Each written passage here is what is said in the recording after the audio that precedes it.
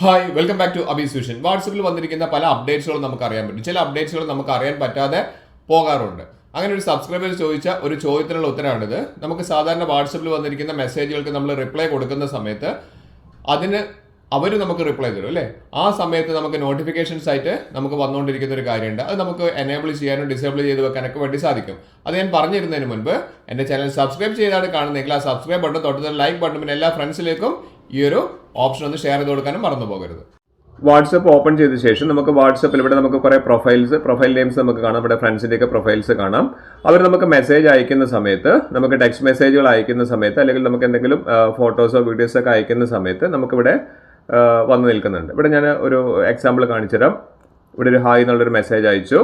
ഇവിടെ അയച്ചു കഴിഞ്ഞാൽ നമുക്ക് ആ ഒരു മെസ്സേജിന് നമുക്ക് റിപ്ലൈ ആയിട്ട് വരുന്നത് ഇവിടെ ഒരു ഹലോ എന്നുള്ളൊരു മെസ്സേജും കൊടുത്തിട്ടുണ്ട്. നമുക്കിതിന് റിപ്ലൈ വരുന്ന സമയത്ത് ടെക്സ്റ്റ് ആയിട്ടായിരിക്കും ചിലപ്പോൾ റിപ്ലൈ അവർ അയക്കുന്നുണ്ടാവുക, അല്ലെങ്കിൽ ചിലപ്പം അവർ എന്തെങ്കിലും റിയാക്ഷൻസ് ആയിരിക്കും അയക്കുന്നുണ്ടാവും. പക്ഷേ ഇതെല്ലാം വരുന്ന സമയത്ത് നമുക്കതെല്ലാം നമ്മുടെ നോട്ടിഫിക്കേഷൻ ആയിട്ട് നമ്മുടെ ബാറിൽ വന്ന് നിൽക്കുന്ന സമയത്ത് വളരെയധികം ഡിസ്റ്റർബൻസ് ആയിട്ട് നമുക്ക് തോന്നാറുണ്ട്.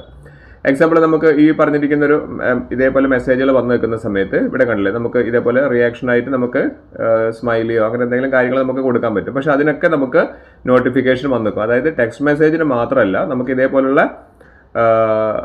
ഒരു തമ്പാണ് ഞാൻ കൊടുത്തിരിക്കുന്നത്. ഇതേപോലുള്ള റിയാക്ഷൻസിനും നമുക്ക് നോട്ടിഫിക്കേഷൻ വന്നുകൊണ്ടിരിക്കും. അപ്പോൾ അത് നമുക്ക് ഒഴിവാക്കാൻ വേണ്ടിയിട്ട്, ആ ഒരു ശല്യമാവുന്ന ഒഴിവാക്കാൻ വേണ്ടി നമുക്ക് ചെയ്യേണ്ട ഒരു മാർഗ്ഗമാണ് ഞാൻ പറയുന്നത്. അത് നമ്മൾ 3 ഡോട്ട്സിൽ ക്ലിക്ക് ചെയ്ത് കഴിഞ്ഞാൽ നമുക്ക് സെറ്റിങ്സിൽ പോവാം.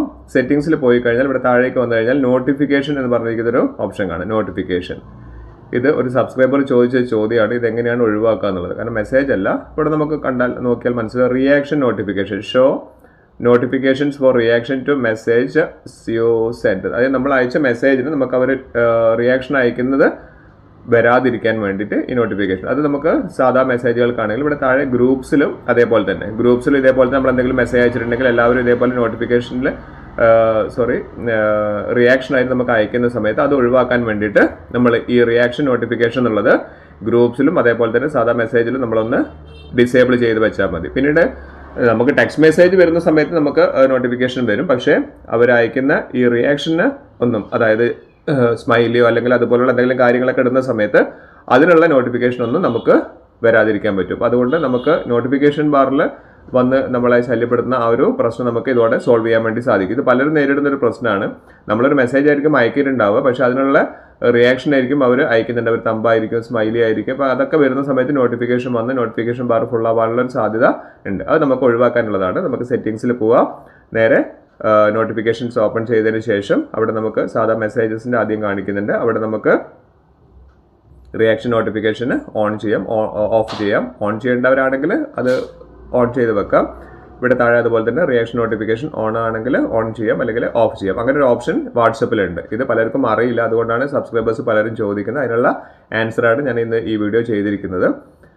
അപ്പം ഇതൊന്ന് നിങ്ങളുടെ ഫോണിൽ ഇപ്പോൾ തന്നെ ഒന്ന് ചെയ്ത് മനസ്സിലാക്കി വെക്കണം. ഈ വീഡിയോ കണ്ടതിന് ശേഷം ഞാൻ പറഞ്ഞതുപോലെ നിങ്ങൾ ഈ നോട്ടിഫിക്കേഷൻസിൽ ഈ പറഞ്ഞിരിക്കുന്ന കാര്യം സെറ്റ് ചെയ്ത് വെക്കുക. അപ്പം അനാവശ്യമായിട്ട് വരുന്ന, നമുക്ക് ഇംപ്രഷൻസ് വരുന്ന, അനാവശ്യമായിട്ട് വരുന്ന റിയാക്ഷൻസ് വരുന്ന നോട്ടിഫിക്കേഷൻസ് നമുക്ക് ഇതുവഴി ഒഴിവാക്കാൻ വേണ്ടി സാധിക്കും.